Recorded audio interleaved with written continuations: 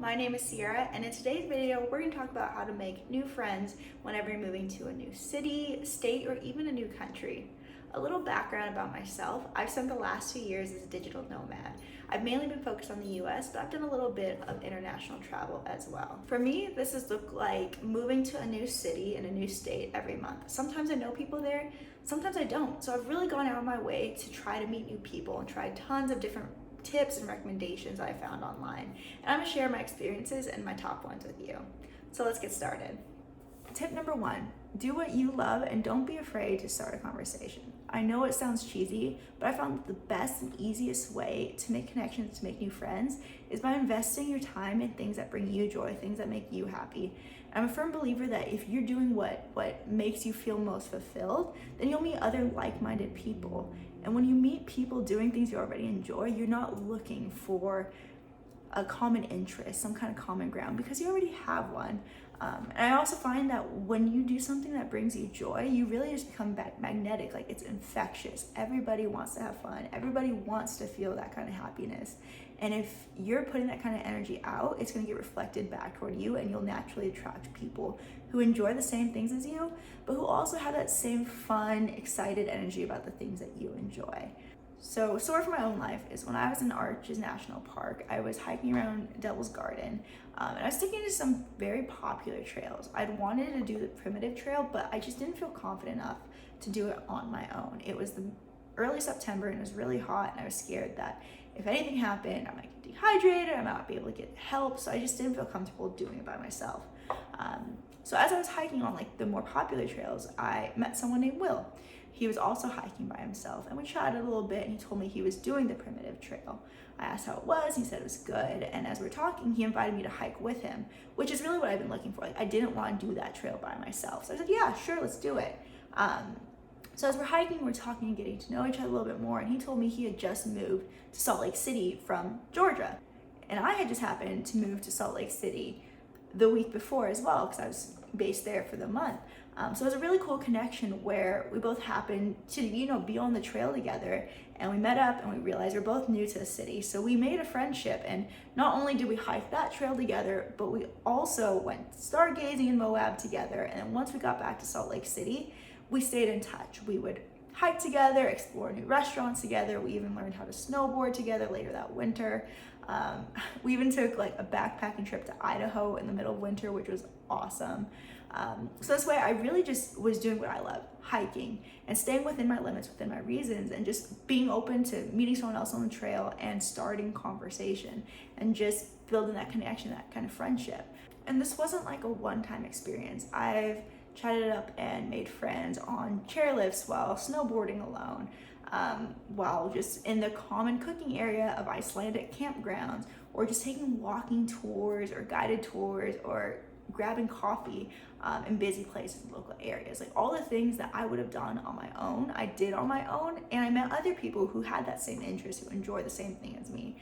And it was really easy to build friendships from there because we already knew what we wanted to do together. Whether it was hiking, whether it was snowboarding, we had some common interests and common ground that allowed us to really build a friendship. You really are doing something that makes you happy, and you build really genuine connections.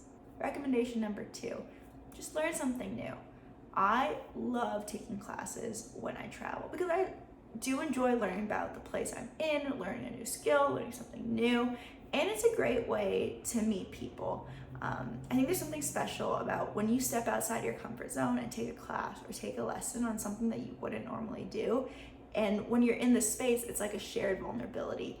Everybody's laughing together. Everyone's kind of in this place where they're not sure what they're doing. They're just trying their best. And I find that that kind of situation is really great for building connections. And there's something about that shared experience that makes it easier to bond and make friendships and just start conversations with people.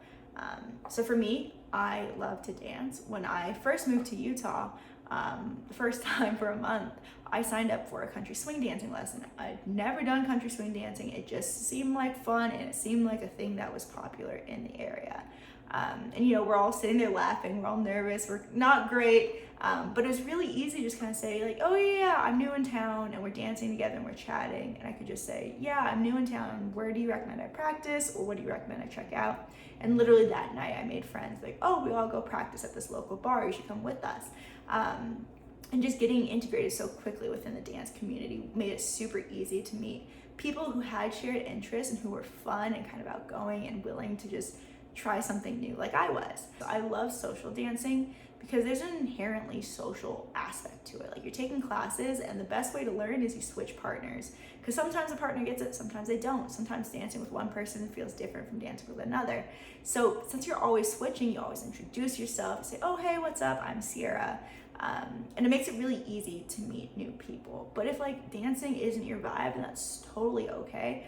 You know, there's tons of other options. When I was in Spain, I took a cooking class. In Peru, I took a chocolate making class. I've done tours of museums in Iceland. You can also take guided walking tours within cities. I know it's not necessarily the same thing as taking a lesson, but I've also met people through that. Like, you're learning about the city together. It's this educational experience while there's still some social aspect to it.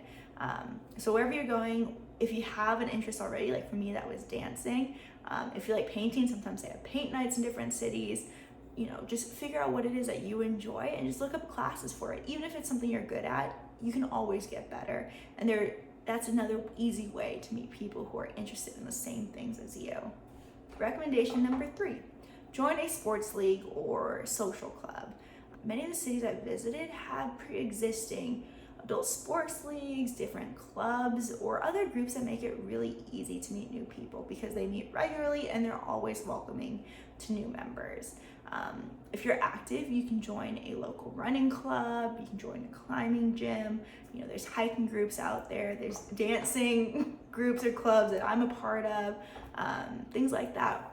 In Salt Lake, I just moved back here and I found a local adult sports league and social club where essentially everyone meets up once a week to play a sport of their choice and really just get to know new people. It's really focused on being a social environment for newcomers to meet new people and get involved with the Salt Lake community. If you're not like super interested in a club that involves like a lot of activity or things like that, you can join young professionals clubs.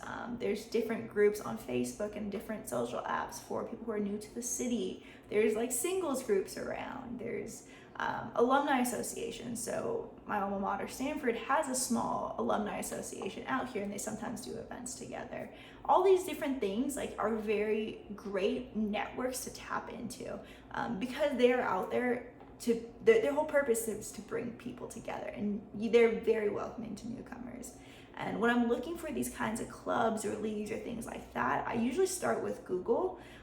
So when I moved to Nashville, I just Googled like running clubs in Nashville. In Colorado, I looked up hiking clubs or hiking groups in Colorado. One of the things I've found frequently work is Facebook groups has been very helpful. Like my country or my swing dancing group is on Facebook, and that's how we coordinate events and meetups and things like that. There's also a website, and I think they have an app called Meetup that has like every kind of group you could ever imagine, like knitting, crochet, flash dances, whatever it is you're into, they have a group for it. So I always recommend checking out Meetup, because if you're in a specific city, whether a young professional, a young single, if you're into painting or just going to museums, like they have a group for everything. The the adult sports league and social club I found in Salt Lake was literally me just walking in Liberty Park at a farmer's market, and I saw all these people having fun playing kickball, and I was just like, I want to be a part of that. And all their shirts said like Beehive Sports, so I just went home and Googled it and realized, oh shoot, like that is exactly the kind of group I'm looking for. So these opportunities are everywhere. You just kind of have to like go out of your way to research it and find it. Recommendation number 4 is to utilize a network you already have. As I've traveled, I've been super lucky to make connections and make friends in states throughout the country and even cities around the world. And not only are they great for when I go back to those cities, but these people have connections as well. So when I moved to Nashville, I didn't know anybody. I didn't know, where to go, what was fun to do out there. So I messaged on Instagram a friend of mine who's a dance instructor in Colorado, and I asked him, hey, like, where are the dance halls out here? What do you recommend? And he gave me some recommendations, but he also said, hey, I have a friend who also just moved out there. You guys should meet up. So he connected us, he and I became friends, and we did a lot of exploring of the city and also local national parks together. So that was a really cool way to just kind of reach out to someone I knew had connections in that city and just say, hey, like, what do you recommend? And like, is there anyone you can connect me with out there? Another common thing I'll do is I'll just post on Instagram, like, hey, living in Seattle for the month, who's in town? And just by putting it out there, letting people know that you're in a new place and willing to meet up, really opens the gates for connecting with old friends or friends of friends. So when I was in Seattle, I just kind of put a message out there, and it turns out an old friend of mine from like the 5th grade was living in Seattle. So I met up with him, met his fiance, and it was great to reconnect. In Colorado, one of my sister's friends who had followed me on Instagram saw that I was in town and just said, hey, like, I was friends with your sister. If you want to meet up and grab a drink, we should go out. And that was really great. So it's, social networks are wonderful for many reasons, but it really is a connector. Not only are you able to reconnect with people who, life changes, people move to new cities all the time, and you might have connections in a city you didn't even know about. Or alternatively, maybe you have a friend who has friends out there, and that kind of like, oh, we both know the same person means it's safer, it's more comfortable, and they can kind of give you some background, like, oh, you both like to hike, or you both like to dance, or you both like to paint, like whatever it is, like you have that shared connection that makes it easier to build a friendship or to just like go out and have fun together. Okay, so my last recommendation is to volunteer. And compared to the other 4 I've already shared in this video, volunteering is like a less social activity, right? Like the focus is on giving back and helping out a local organization or something like that. But I've also found that like when people volunteer, they generally like really nice, generous, kind people, and like those are the kinds of people that I want to meet and I want to get to know in these cities. And I'm also able to support causes I care about as I travel around. So for me, like I love animals. You probably see the cat tree right there. Like I rescued a cat. Like I love animals, so I like going to different animal shelters and volunteering. Sometimes that's just like cleaning a litter box or like petting the animals and giving them love and all that good stuff. But that's something I enjoy doing, and I've met people through that as well. I know a lot of cities, like San Diego where I'm from, have like beach cleanup days where like tons of people come out to just clean up our beaches, clean up our cities. I know local boys and girls clubs have volunteer opportunities. Local homeless shelters like have tons of opportunities as well. And it kind of touches on the idea that like, for me, it's important that as I travel and as I explore, I don't just take from a community, take the experience, take the memories. Like I want to do something to give back as well. Like this community has played a role in my life and in my experiences and in my fun and in my adventures. And I want to kind of give back and get to know it in a deeper way than just a visitor. Like I want to be a part of it. So it's a great way of meeting people who are local to the area, who are generally just really nice, kind people who dedicate their time to causes they care about. And again, because it's something you already care about, it makes it a lot easier to build these friendships. Like if you're volunteering at an animal shelter and you like dogs and you have a dog, you can like have dog park meetups and things like that. So I think it's always important to think about how to give back, but it's also like how that's also an opportunity to meet new people and experience new things with these kinds of folks. So these are my 5 top recommendations, tried, tested, and true in my experience for making new friends and new connections in a city where maybe you don't know a lot of people. I've found that everywhere I go, everywhere I've traveled, like people are generally very kind and open and accepting of newcomers and willing to take them under your wings. Like that's always my favorite card. I say, I'm new to town, what do you recommend? And 9 times out of 10, that person gives me great recommendations, they connect me with another person, or they make plans with me because they know I'm new and they want to, help show me their city, their home. So it's a really great way to build connections and make friendships. If you tried any of these tips, or if you have tips of your own, like leave them in the comments. I would love to hear your thoughts and your own experiences. If you found this video helpful, please hit that like button. It'll help with the algorithm as I try to build my channel. And if you want to keep up with my adventures and more tips for my travels, be sure to subscribe to my channel. That's all for today. Thanks so much for watching. I'll see you next time.